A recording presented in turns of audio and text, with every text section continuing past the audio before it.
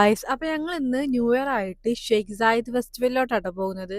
കഴിഞ്ഞ ന്യൂ ഇയറിന് ഞങ്ങൾ ദുബായിലാണ് സെലിബ്രേഷൻ ചെയ്തിട്ടുണ്ടായിരുന്നത്. പക്ഷെ ഇപ്രാവശ്യം ഷെയ്ഖ് സായിദ് ഫെസ്റ്റിവലിലോട്ടാണ്. അപ്പൊ നമുക്ക് അവിടുത്തെ വിശേഷങ്ങളൊക്കെ കാണാം. ഫയർ വർക്സും അതേപോലെ തന്നെ ഡ്രോൺ ഷോ ആണല്ലേ.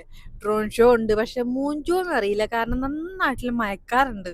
ഇത്ര ദിവസം ഒന്നും ഉണ്ടായില്ല. ഇപ്പൊ എന്തേന്നാവും, ന്യൂ ഇയർ ആയിട്ടാ തോന്നുന്നുണ്ട്, നല്ല മയക്കാറ് മൂടിയിട്ടുണ്ട്. മൂഞ്ചോന്ന് അറിയത്തില്ല. അപ്പോൾ ഓൺ ദ വേയിലാണ് ആ വലത്തെ സൈഡിൽ കാണുന്നതാണ് ഷെയ്ഖ് സായിദ് മസ്ക്. ഗൈസ്, ഒരു ഭാഗത്ത് നന്നായിട്ട് സൺസെറ്റ് ഉണ്ട് കേട്ടോ, നല്ല അടിപൊളി. അപ്പത്തിന് മരങ്ങളും വന്നു. ആൻഡ് ഈ വശത്ത് നല്ല മയക്കാറും ഉണ്ട്. നല്ല ബ്യൂട്ടിഫുൾ ആയിട്ടില്ലേ ഈ ഒരു ഇത് കാണാൻ. ആ ഒരു വെയില് മരത്തുമ്പോ അങ്ങനെ അടിക്കുമ്പോൾ ഒരു ബ്യൂട്ടിഫുൾ അല്ലേ. നമ്മളങ്ങനെ ലൊക്കേഷനിൽ എത്താനായിട്ടുണ്ട് കേട്ടോ. ആ തലക്കെ കാണുന്നതാട്ടോ ഫെസ്റ്റിവല്. ഞാൻ ഭയങ്കര എക്സൈറ്റഡ് ആട്ടോ. ഇവിടെ എങ്ങനെയൊക്കെ ഗ്ലോബൽ വില്ലേജിന്റെ ഒക്കെ പോലെയാണെന്ന് പറയുന്നത് കേട്ടിട്ടുണ്ട്. ഞാൻ വീഡിയോസിലൊക്കെ അങ്ങനെ പറയുന്നത് കേട്ടിട്ടുണ്ട്. അപ്പൊ എന്തായാലും നമുക്ക് നോക്കിയോ. ഭയങ്കര ബ്ലോക്ക് ആട്ടോ. ഈ പോണ വണ്ടികളൊക്കെ അങ്ങോട്ടാണ്. അങ്ങനെ ഒരു 10-15 മിനിറ്റ് കൊണ്ട് നമ്മൾ പാർക്കിങ്ങിൽ എത്തിയിട്ടുണ്ട് കേട്ടോ.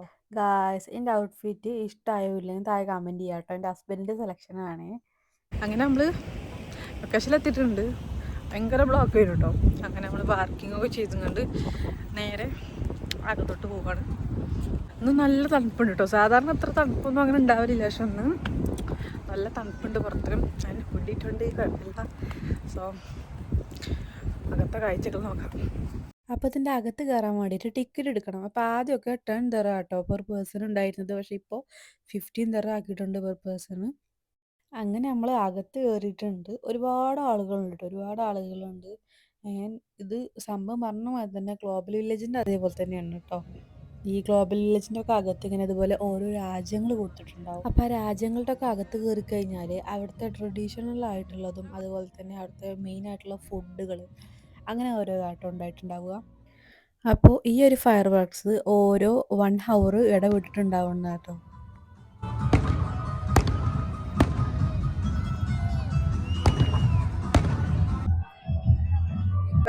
ഫസ്റ്റ് തന്നെ ചൈനയിലോട്ട് കയറണം.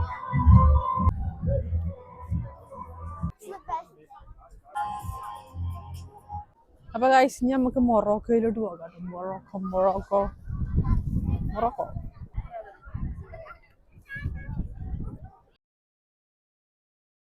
അടുത്തത് തുർക്കി ആട്ടോ വന്നിട്ട്. അപ്പോൾ ഞാൻ ഇവിടെ ചൈനയിലും അതേപോലെ തന്നെ ഇവിടെയൊക്കെ കയറിയപ്പോൾ ഫുഡ് ട്രൈ ചെയ്യാത്ത എന്താ വെച്ച് കഴിഞ്ഞാൽ എനിക്ക് അത്ര കംഫർട്ട് ഇല്ല അവിടുന്ന് ഭക്ഷണം കഴിക്കാൻ വേണ്ടിയിട്ട്. പിന്നെ എനിക്ക് പറ്റിയതുമില്ല കണ്ടിട്ട്.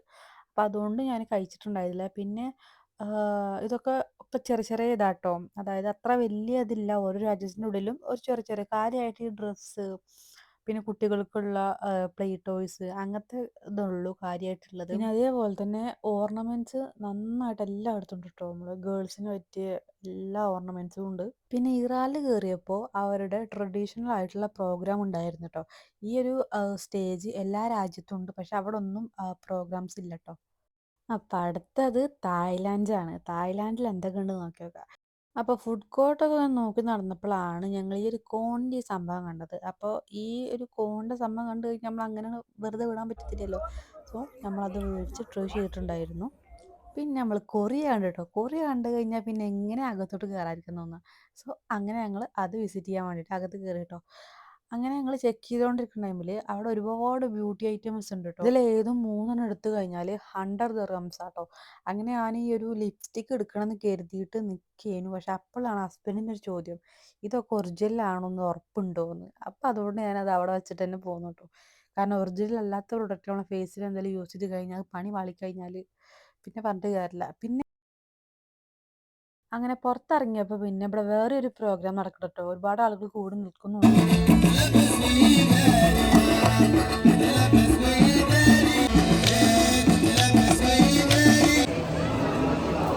നമ്മളാന ഇത് വന്നിട്ട് അബുദാബി കൾച്ചറാണ് കേട്ടോ. അപ്പോൾ അതും പാടി വിസിറ്റ് ചെയ്യാൻ കയറി. ഇത് വന്നിട്ട് അറബിക് ട്രഡീഷണൽ കോഫി ആട്ടോ, ഗഹുവ.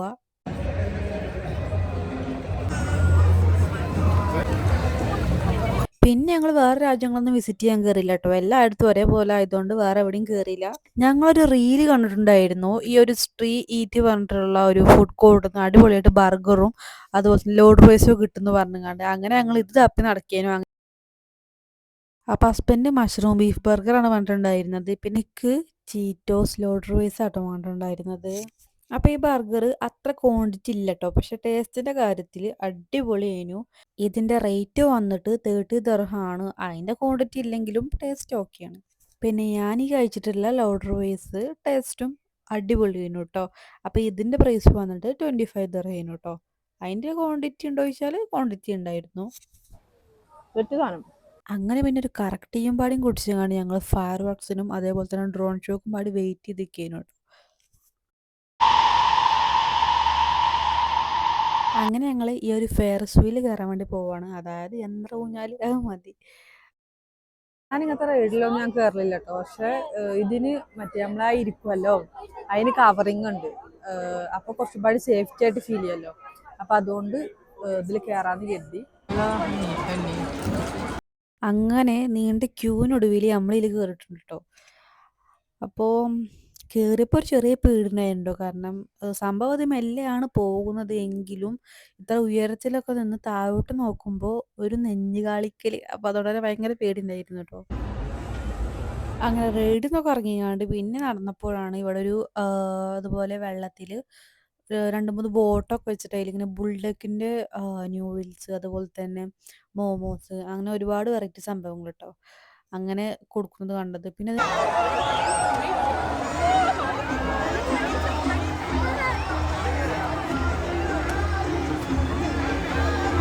ഞങ്ങൾ ആ ക്യൂവിൻ്റെ അവിടെ നിന്നുങ്ങാണ്ട് ബുള്ളക്ക് മേടിക്കണോ വേണ്ട വെച്ച് നിൽക്കുന്ന ടൈമിലാണ് ഇവിടെ ബലൂണുകൾ ഒരുപാട് ബലൂണുകൾ ഇതുപോലെ ആകാശത്തോട്ട് പറന്നു പോകുന്ന കാഴ്ച കണ്ടു കേട്ടോ. അങ്ങനെ ഡ്രോൺ ഷോ സ്റ്റാർട്ട് ചെയ്തിട്ടുണ്ട് കേട്ടോ.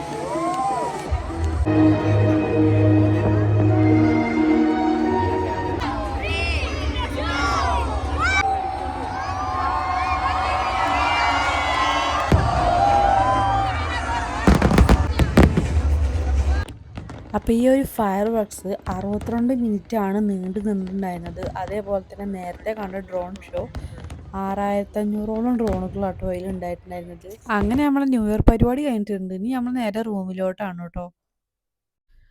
അപ്പോൾ ഗായ്സ് ഫെസ്റ്റിവൽ കഴിഞ്ഞിട്ട് ഇപ്പോൾ 2.25 മണിക്കൂറായിട്ടുണ്ട് കേട്ടോ. ഞങ്ങൾ പാർക്കിങ്ങിലാണ് ഇപ്പോഴും. ഇവിടെ ചില എക്സിറ്റ് വഴികൾ ബ്ലോക്ക്ഡ് ആയതുകൊണ്ട് തന്നെ ഇവിടെ സ്ലോ ആയിട്ടാണ് വണ്ടികളൊക്കെ മൂവ് ചെയ്യുന്നത്. അപ്പോൾ അതുകൊണ്ട് തന്നെ ഭയങ്കര ട്രാഫിക്കാണ്. 2.25 മണിക്കൂറായിട്ടുണ്ട്. ഇപ്പോൾ സമയം 3:42 ആയിട്ടുണ്ട് കേട്ടോ. അങ്ങനെ വണ്ടികളൊക്കെ ചെറുതായിട്ട് മൂവ് ചെയ്യാൻ തുടങ്ങിയിട്ടുണ്ട് കേട്ടോ.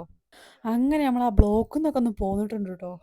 അങ്ങനെ ഞങ്ങൾക്ക് 2 പേർക്കും നന്നായിട്ട് വിശക്കുന്നുണ്ടായിരുന്നു. അപ്പോൾ അതുകൊണ്ട് തന്നെ അഡ്നോക്കിലുള്ള ഫുഡ് സ്പോട്ടിൽ നിന്ന് എന്തെങ്കിലും മേടിക്കാലോ വെച്ചിങ്ങാണ്ട് അങ്ങനെ പോവാണ് കേട്ടോ.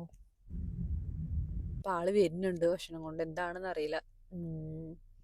നോക്കി നോക്കാം എന്താണെന്ന്.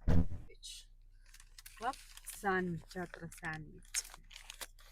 അപ്പം എന്തായാലും കഴിക്കട്ടെ. അപ്പോൾ കഴിച്ചിട്ട് വരാം.